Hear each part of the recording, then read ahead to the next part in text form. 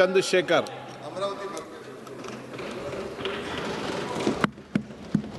आपकी लोकसभा भी अमरावती है ना? ये लोकसभा अमरावती है. Sir, today I would like to speak in Telugu, sir, my native language, because this is a historic and an emotional moment for all of Andhra Pradesh, sir.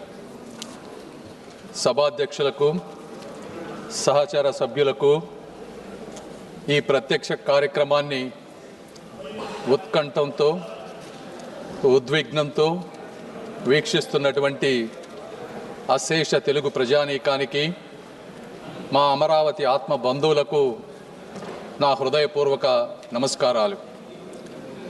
ఆంధ్రుల కలల రాజధానిగా అమరావతికి చట్టబద్ధత కల్పిస్తూ అమరావతి ఆంధ్రప్రదేశ్కు ఏకైక రాజధాని అని ప్రస్తావిస్తూ దేశంలోనే మొట్టమొదటిసారిగా రాజధానిని నిర్మించే ఈ చారిత్రక ఘట్టంలో అమరావతి బిడ్డగా ఈ సభలో ప్రసంగించటం నాకు అదృష్టంగాను గౌరవంగాను భావిస్తున్నాను. ముందుగా తరతరాలుగా సాగు చేస్తున్న భూమిని రాజధాని నిర్మాణం కోసం త్యాగం చేసిన రైతన్నలకు, వందలాది రోజుల దీక్షతో శాంతియుత ఉద్యమం చేసిన మహిళామ తల్లులకు హృదయపూర్వక కృతజ్ఞతలు తెలియజేస్తా ఉన్నాను.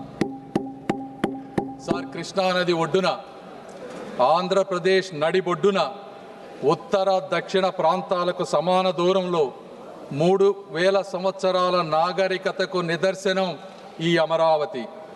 శాతవాహనుల సామ్రాజ్యానికి సాక్ష్యం ఈ అమరావతి. సంస్కృతి, శాంతి, విజ్ఞానానికి యుగయుగాల నిలయం ఈ అమరావతి. బౌద్ధ స్తూపాలు, శిల్పాలు, శాసనాలతో విరాజిల్లినటువంటి పవిత్ర భూమి ఈ అమరావతి.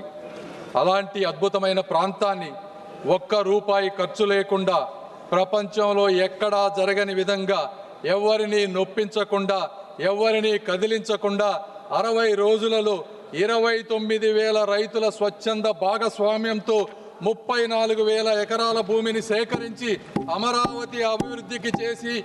అమరావతి అభివృద్ధికి అంకురార్పణ చేసినటువంటి శక్తి, వ్యక్తి, నమ్మకం మా ముఖ్యమంత్రి శ్రీ గౌరవ నారా చంద్రబాబు నాయుడు గారు. సార్, ఈ నమ్మకం ఒక్క రోజుతో వచ్చినటువంటి నమ్మకం కాదు.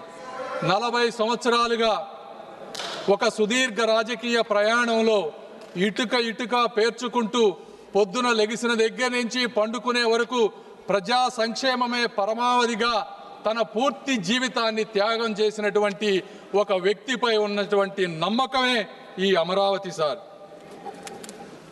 ఆ వ్యక్తిని నమ్మి, రాష్ట్ర హామీని నమ్మి ప్రపంచ స్థాయి రాజధాని వస్తుందని తమ పూర్వీకుల జీవనాధారాన్ని అక్కడ రైతులు వదులుకున్నారు. సార్, 2019 ఆంధ్రప్రదేశ్ జరిగినటువంటి సార్వత్రిక ఎన్నికల్లో ఆ రోజు ఉన్నటువంటి జగన్మోహన్ రెడ్డి గారు పాదయాత్ర చేసి ఊరు తిరిగి ఈ ప్రాంతం చిన్న ప్రాంతం, ఇక్కడ 3 రాజధానులు సరిపోవు, ఈ అమరావతిని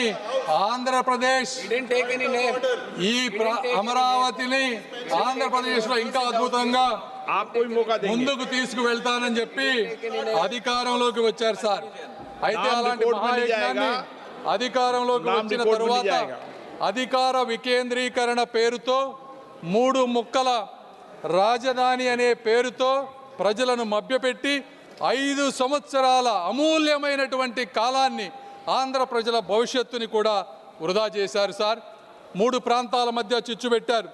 సార్, నేను ఇక్కడ చాలా బాధతో కొన్ని విషయాలు చెప్పాలనుకుంటా ఉన్నాను. ఇది రాజకీయ విమర్శ కాదు సార్. 29,000 మంది రైతులకు జరిగినటువంటి అన్యాయం, అవమానం గురించి మాట్లాడాలి సార్. ఆ రైతులని పెయిడ్ ఆర్టిస్టులని పిలిచారు. సార్, ఈ సభలో ప్రస్తావించలేని వ్యాఖ్యలతో మహిళలను ఇబ్బందులకు గురి చేశారు. వారిని చూసి నవ్వారు.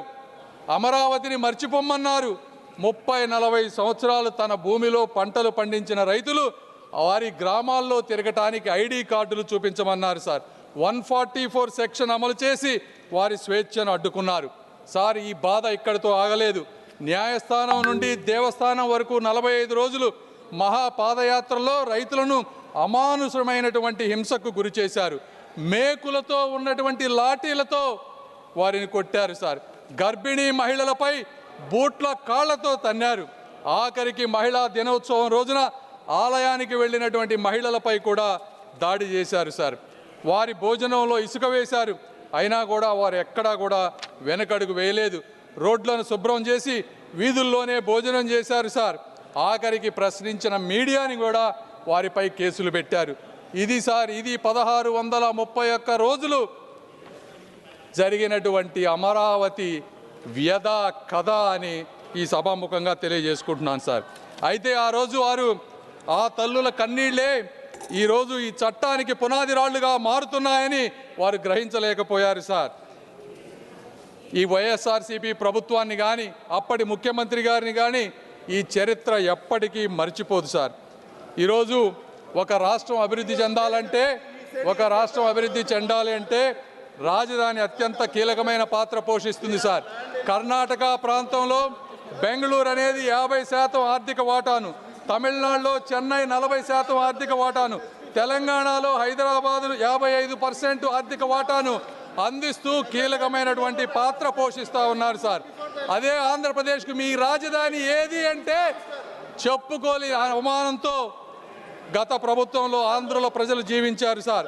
ఇప్పుడు నిర్మించబోయేటువంటి అమరావతి ఆంధ్రప్రదేశ్ ఆర్థిక వ్యవస్థకు ప్రధాన కేంద్రంగా రూపుదిద్దుకొని రాష్ట్ర అభివృద్ధికి ఒక గ్రోత్ ఇంజిన్ గా కూడా మారబోతోంది సార్. సాధారణంగా అభివృద్ధి అంటే భూసేకరణ పరిహారం మాత్రమే.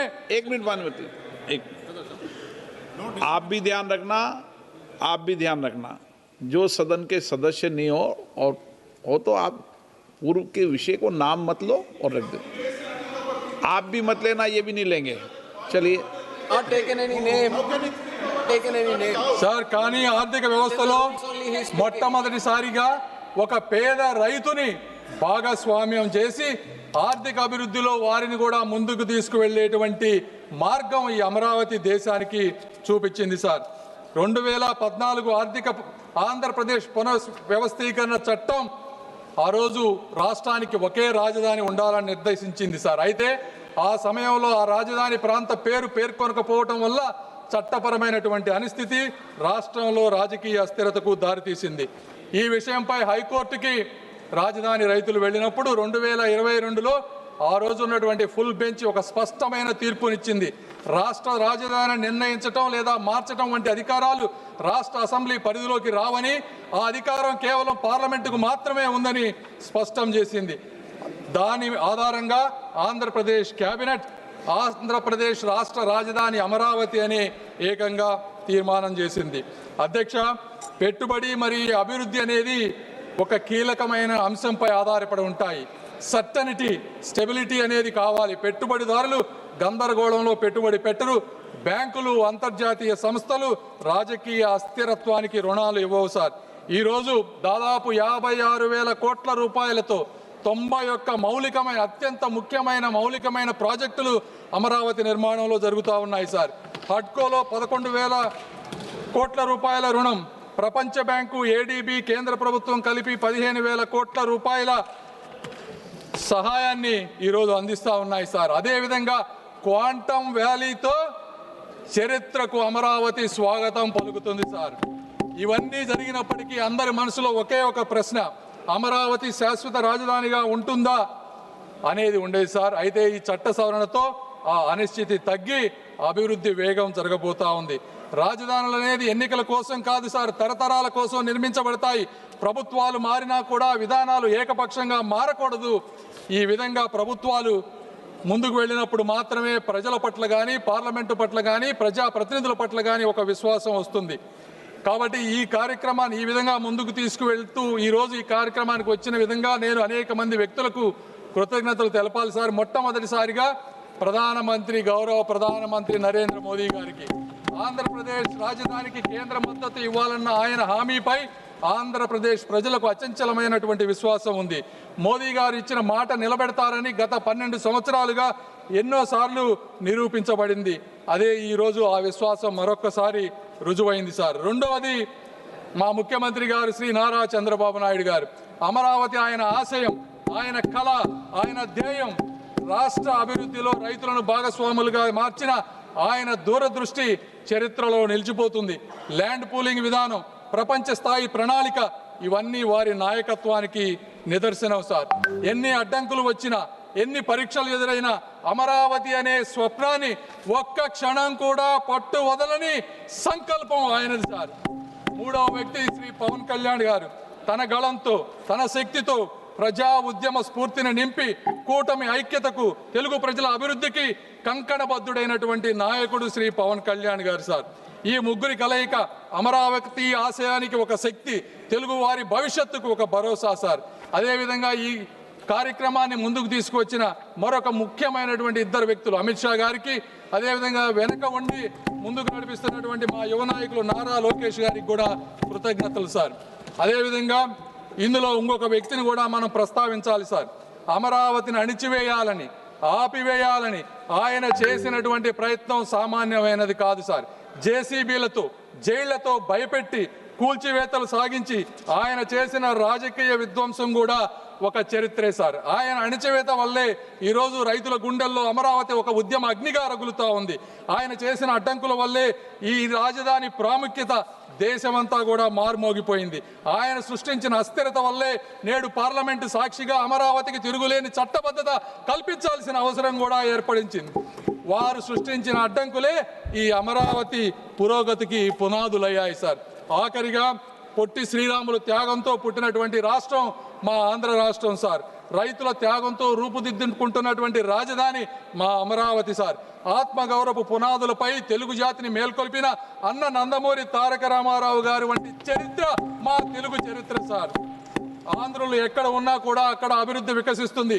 తమిళనాడు నుంచి విడిపోయి కర్నూలు వెళ్ళినప్పుడు ఆ రోజున హైదరాబాద్ని కామన్ క్యాపిటల్గా అందరం డెవలప్ చేసుకుంటామంటే అక్కడికి వెళ్ళి ఆ నగరాన్ని ప్రపంచ పటంలో నిలపడంలో తెలుగువారు ఒక ముఖ్యమైనటువంటి పాత్ర పోషించారు సార్.